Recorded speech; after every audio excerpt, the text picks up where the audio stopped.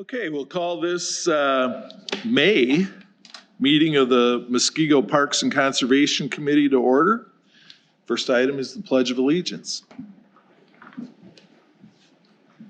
I pledge allegiance to the flag of the United States of America and to the republic for which it stands, one nation, under God, indivisible, with liberty and justice for all. Okay, Wendy, you want to call the roll? Alderman Kapusta. Toby Whipple. Here. Terry Boyer. Here. Matthew Bugman. Barbara Erdman. Here. Bill Miller. Here. Barbara Schrader. And this meeting was posted in accordance to law on April 29th. Okay, thank you.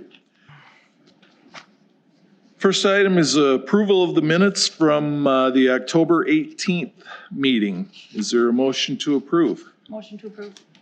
Is there a second? Second. Any corrections or changes to the minutes? Hearing none, all those in favor signify by saying aye. Aye. Opposed? Minutes are approved. New business, parks updates. So I'm going to kind of go through it, but there's a good memo that Tammy put in there, but I'll kind of give you some of the highlights of it. New pay stations. So at Idle, they'll be installed in mid-May. They'll be fully operational by Memorial Day weekend. Why we chose this vendor, one is it's a very good, robust maintenance schedule. We've been having a lot of problems with the other ones. So we are hoping as part of this maintenance schedule and part of our service contracts, we expect very minimal problems with these new machines, okay? Next one, 2 new piers will be installed at Idle Boat Launch to replace the old piers. So we have had a lot of traffic over the last couple of years down there using Idle Isle. So it's just time to get the piers replaced. We put the order in. We are hoping that these piers will be arrived and installed by mid-June. Again, why I say hope is because supply chain issues. So 3, Finance and Common Council approved the new beer garden format where vendors and local nonprofits now have the opportunity. The fee will remain the $400 per day flat rate. What is nice is this. For example, a local club could say, I want to do a beer garden for 1 day.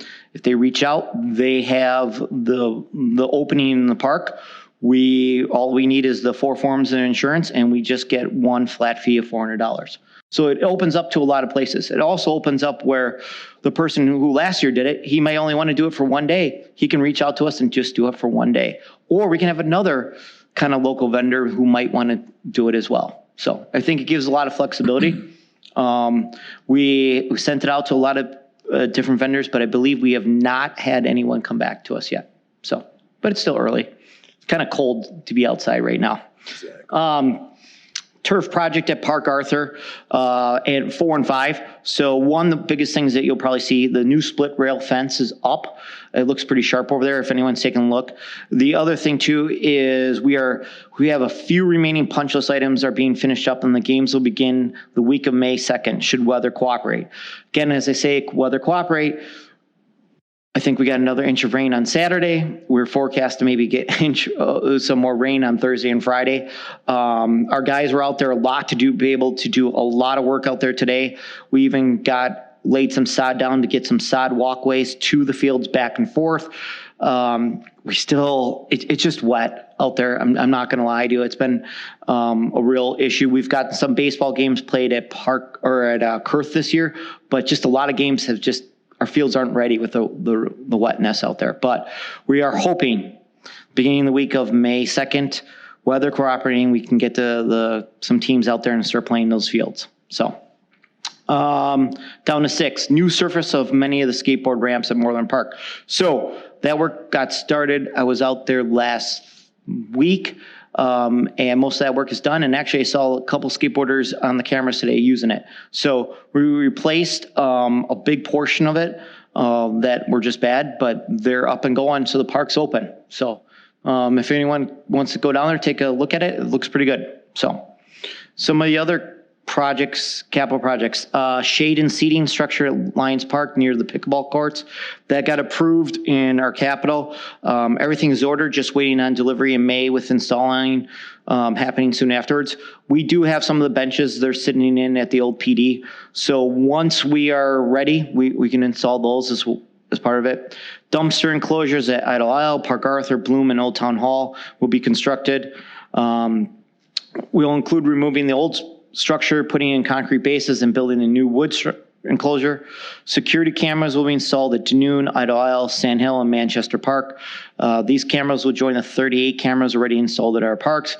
These cameras are, we catch a lot of vandalism after our park activities and unauthorized users. And then new bathroom stall partitions will be installed at Kurth, Bloom, Idle Isle, Veterans, Lines, Park Arthur, and the Old Town Hall. And this will be done around the use of our facilities. So in a nutshell, that's what we all have going on, just getting the parks for our capital this year. Any questions? Go out, take a look at them. They're looking pretty good. I believe 2 parks are open. All the water got tested and the cleaning as well. So. Okay, thanks, Scott. Mm-hmm.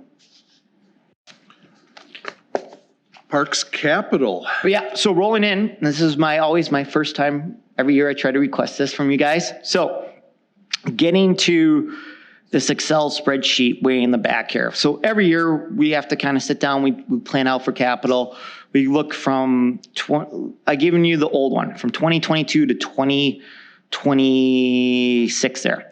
And why I want to start with that is, this is what our game plan was for 2023, 24, 25, 26. We are going to start looking at 2023 to 2027. What I'm asking you is, from the community, what do you guys think we should think and do for the next 5 years? We had our first meeting internally just to kind of look at and discuss what we're thinking based off of some of the surveys that we got through the park update plan. But it's good for you to kind of see what we're kind of already kind of gearing out to 2026. And our next step, when I come back, we're hoping to have a meeting in June or July with you guys again, is July 1st, I got to have all my capital in. So what I'm looking from just members and hearing from the public is what you guys would like to see. Some of the highlights, 2023, our big one is going to be the Veterans Memorial Playground replacement. That's a big cost. It's one of our oldest ones out there and most used playground areas. The plan is to kind of keep the same footprint that's out there, but redo everything and kind of start over. So just kind of, that's a big one in 2023. 2024, Moreland Park. We are planning for pavilions with bathrooms out there. It's kind of one of our game plans there. And 2025, Sand Hill Park, permanent bathrooms at the pavilion. So, and those costs, just to let you know, what do we have in there? $250,000 was for Moreland Park pavilion with bathrooms, water and sewer, and Sand Hill Park permanent bathrooms was $85,000. So just to kind of give you costs, and these are the latest ones that we have. We will always get new ones each year, and then we throw them in there. But we're just looking for you guys to give us some help with it, which is, any initial questions? And remember, July 1st, I always have to submit it to finance, and then usually these meetings for capital is always in August. We do all the capital. Okay. Thanks, Scott.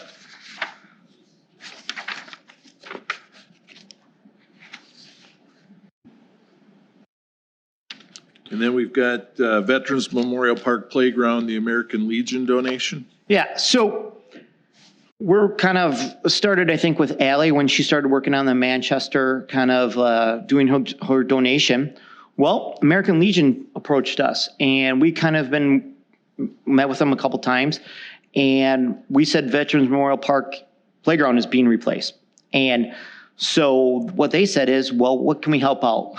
What can we do? So what they decided, and we worked with them, is they have decided to try to raise funds, a goal of $20,000 to help provide some additional seating and shade around this new playground area. So it's going to be kind of similar to what we're doing at Lions Park. So when that gets in, you guys can kind of take a look at it.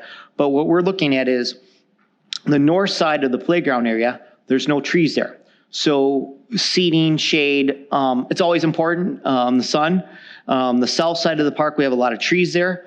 So they have already started raising funds. I think they've got a couple $1,000 raised, but you probably will start seeing stuff on social media and then setting up stuff of like, hey, we're trying to raise funds. This is our goal. But we want to make you aware of it, that it's kind of like she started this process and more people are kind of approaching us to do it.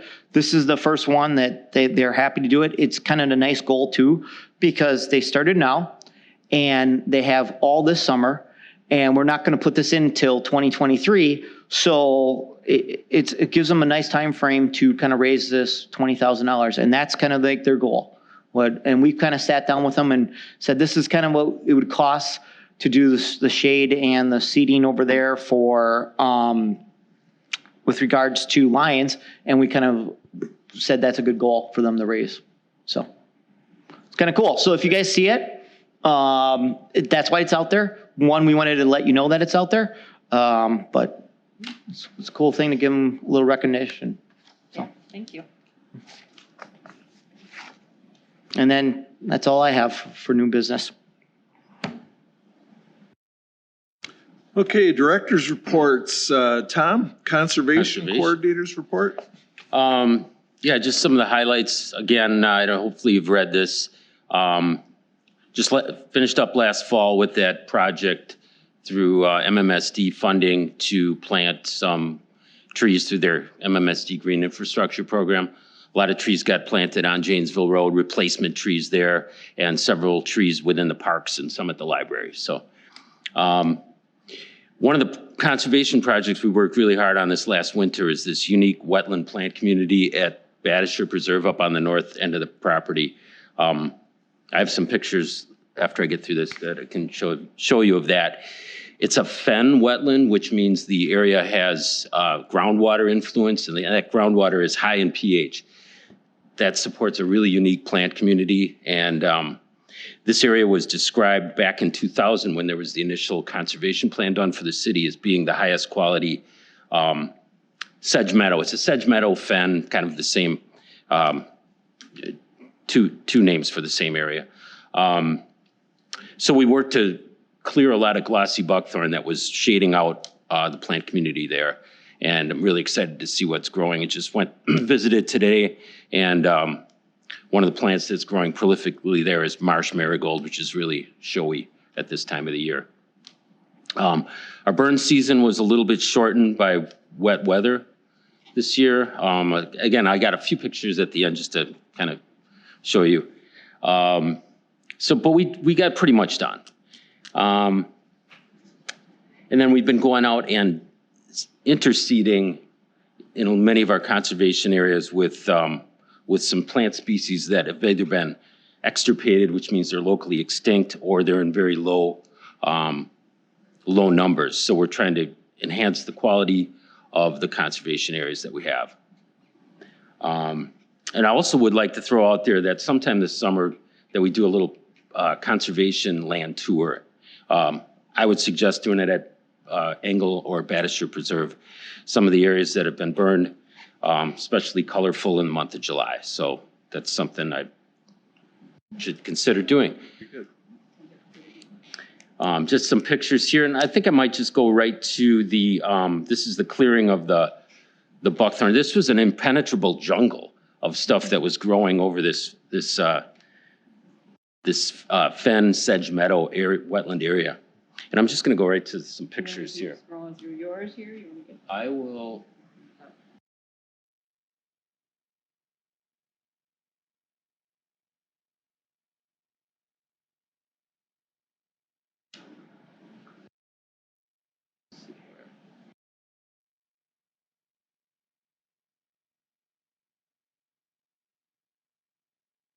It's in there. There it is. Yep. Okay, so Here's a plant that's growing. This is called Angelica.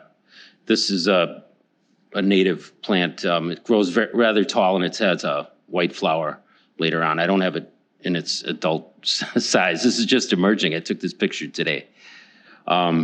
This is blue flag iris. It's very similar to the iris that you would plant in your gardens. It's a purple flower. That's growing in this area, found as well. This is cardinal flower. This plant will be growing there. It's in the lobelia family, very, very showy. This is jewelweed. That is growing all over the place. There's seedlings right now, which is good to see. These are annual plants that kind of act as a nurse crop. I'd rather see this stuff growing there. I mean, it's got the name weed in it, but it's a native plant. It's in the impatiens. The genus is impatiens. It's very closely related to the impatiens that you'd grow in your garden. This is marsh marigold. This is growing very prolifically right now, and this is in bloom.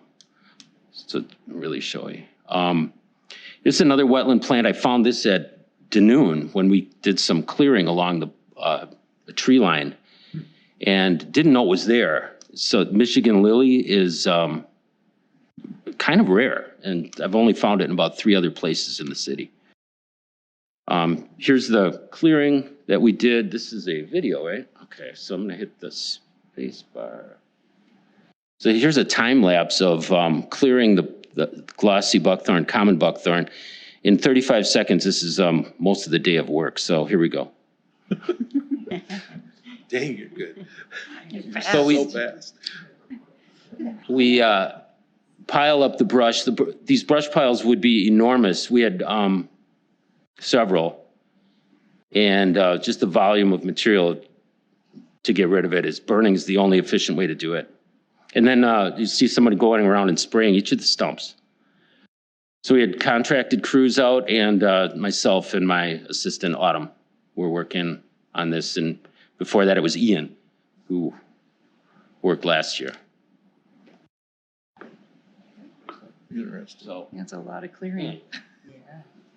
where are we? Oh, There it is. yeah. So this is tussock sedge. This is in that sedge meadow fen area. This is what gives it its structure. Tussocks are these large heads of sedge. It's a grass-like plant that grows, and it's very difficult to walk in a sedge meadow because of the topography, the hummocky topography. But they're very interesting native plant wetland communities. So now. What? Just go. Yep, So just go to this. sure. It just got some pictures of prescribed burning. This is Autumn on a prescribed burn right now. Here's a burn at, this one's at Badisher Preserve. This is Engel Conservation Area right in front. We see the sign. We put out a sign that says prescribed burn ahead, do not report. So we call the police non-emergency number before we do a burn, let them know, so people will want to call in and say, hey, there's a fire. But usually we're pretty conspicuous out there wearing our fire gear. There's equipment out there, and if we put a sign out, they don't get the calls as much. This is Eric Mangus, who's a meteorologist for Fox 6. He got burn training and wanted to volunteer in burning, so came out and helped us. And here's Autumn lighting. Is this a video? Mm-hmm. Okay. Yeah. So.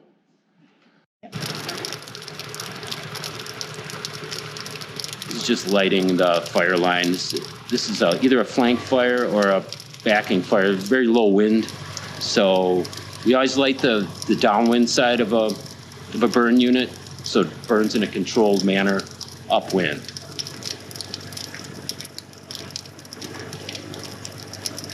You'll see this area on the right had already been burned. I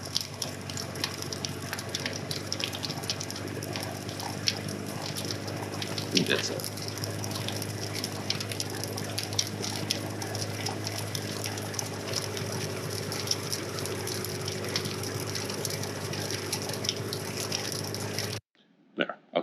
this I an didn't think it area was you really burn every year?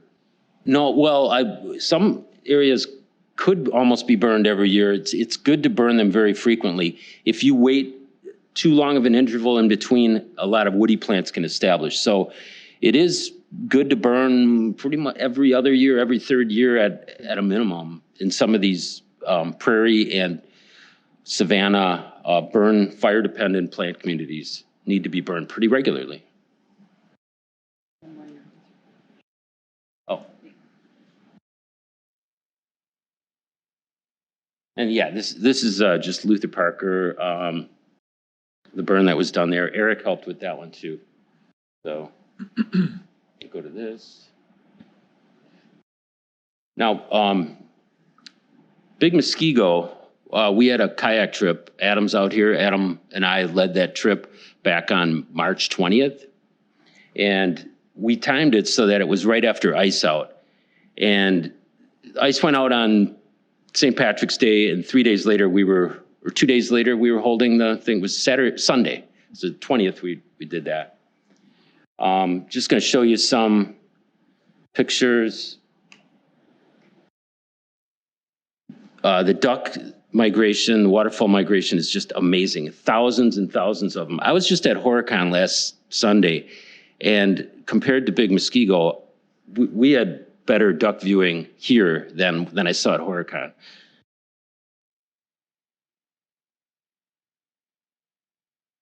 Now, this picture was just sent to me today by Rick Renz, our former police chief. I didn't know he was such a big birder, but I did catch him one time out at Big Muskego launch, and there's this guy parked right in front of the boat launch with this big lens hanging out of the window, and I'm like, what's this guy blocking the thing? But maybe I got to call the cops on him. And here it's Rick. So yeah, he's a big birder guy. These are American pelicans. These are there's a lot of them out on Big Muskego right now. And these are Caspian terns. Just an amazing picture that he got. Here's just a couple days ago, there was we have a security camera on one of the platforms, and captured this video of an eagle. He has a northern pike. So hungry. And they changed the size limit on northern pike. This is now a legal fish for him to capture. So, got that, and then just a couple more pictures, folks. Burns, Big Muskego, Sedge Meadow. Okay. Just as a woodland wildflower, you'll see right now, bloodroot. This is blooming. This is taken just a couple days ago. Bill, you're gonna like this picture. We're culling some maple trees that are growing. They were invading in an oak woodland. And so we got, in the background, you can see some rather large oak trees. If we just allow these to just grow, they will soon overtake and shade out those oak trees. So in certain areas, Are they Norways? Pardon? Are they Norway maples? No, these are sugar maples. But so when you're managing for, sometimes No comment. sometimes a native tree is still an invasive tree in what your goal is. So this would be a silviculture practice too, because there's too many of these. Even if you were trying to manage for maple, they would remove some because there's too many. This is a woodland wildflower, grows in oak woodlands. We've been seeding this. We're talking about how we interseed for some conservation areas. This is hepatica, and it's in bloom right now. It's a pretty amazing plant.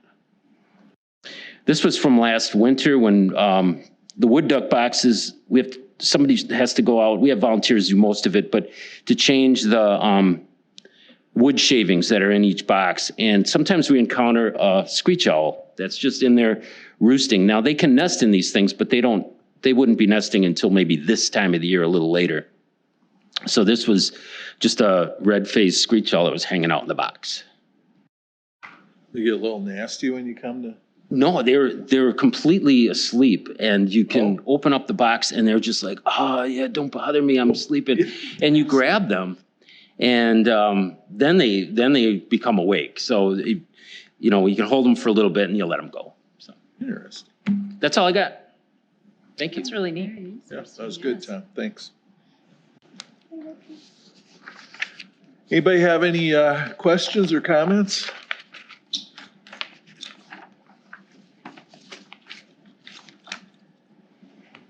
Communications miscellaneous business.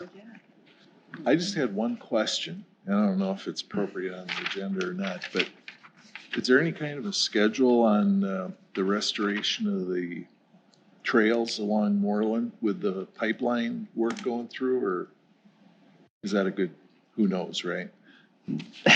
So if you drive the route, and this has been a difficulty in a lot of my public works meetings, it's been very difficult to get the contractor for the Great Water Alliance to do restoration. However, today I saw from College North, which is actually in New Berlin. If you look at that, it looks like the area is getting staked out when you're staking it out, probably for asphalt to go down. It looks like last week I saw them lay a lot of topsoil down, so it's rough graded out. And the stone base is in, and I think they're getting ready to pour the asphalt for the pathway from College North into New Berlin. Again, we are working with them. We've had two meetings with city staff with contractors to choose what needs to be replaced for curb and gutter. Once curb and gutter gets replaced on some portions of Moreland Road, then they can start working on the interior or the behind the curb and gutter. But until they replace that curb and gutter, then they are. Again, been very frustrating experience. I would have to say that that's probably been a lot of calls from the residents of, and my trail is going to be done again this year, or are we going to be down? A lot of residents use the trails, guys, nonstop, year round. So we are hoping to get through this and get the restoration for along that area. And then once they get that restoration done, they can get their third permit. So as a city, we are holding back their third permit of the project until full restoration is done for the first two permits. And that's the only thing we can do right now of, I guess, teeth. So that's what we're working on. So I am hoping that we'll see some improvements for the restoration this year. So Who paid for that project? that project is all being paid through the city of Waukesha's water utility, because it's a water utility project of the city of Waukesha. So some of it is through grants, but they are the ones that are running it. So Huge project. yes, it is. Anybody else have anything? Tom? Yeah, 1 minute miscellaneous thing. Happy belated Arbor Day to everybody. Last Friday was Arbor Day. Now, I'm just gonna talk about how Adam got this candlelight hike together last Friday, and it was pretty well attended despite some kind of lousy weather. There was one of you attended. Bill was there. And it was pretty good event, but it was also a chance to celebrate Arbor Day and appreciate the trees that are out there. So Bill, being a professional arborist, do you have anything to say about Arbor Day? Oh, no, I think it's, something we should celebrate as a community. I mean, Does anyone ever give you a card or gift on Arbor Day? Like, Boss's Day, people give and I would kind of hint around, and no one has even ever wished me a happy Arbor Day. Give Well, your, he just did now. He just did belatedly. give your local arborist a hug or something. You need a hug. I On your texted him Arborist first Day. thing in the morning on Arbor Day, happy Arbor Day, just so You he did. would remember. You did, Bill. Thank you very much. You're the only one who remembered. And that's it. All right, anybody else have anything? Hearing nothing, I'll entertain a motion to adjourn. I'll move. Second. All in favor, signify by saying aye. Wow. Aye. Opposed? We're adjourned.